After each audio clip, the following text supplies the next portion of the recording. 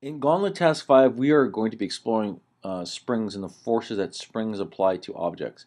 One of the first things you want to do is to determine the strength of a spring quantitatively. So we're going to use Data Studio's Enter Data feature to do that.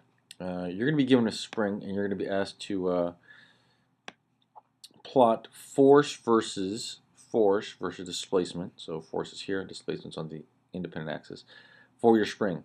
And what we'll do is we'll pull it at predetermined intervals, 0, and I'll go in meters here, 0.01 meters, 0.02 meters, or I'm going down the line here. Now I'm going to go to 0 0.7 here, but your spring may require you to go more distance or less distance depending how strong it is. If it's a weaker spring, you may be able to pull it further. If it's a stronger spring, you may be able to pull less.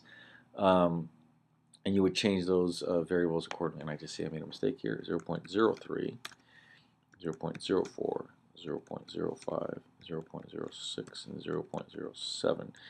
And I'm just going to pick some random numbers here. I might have a linear relationship, 1, 2, 3, 4, 5, 6, 7, in which case I can find the slope of that line or characteristic of it. Or I might get 1, 4, 9, 16, 25, 36, 49.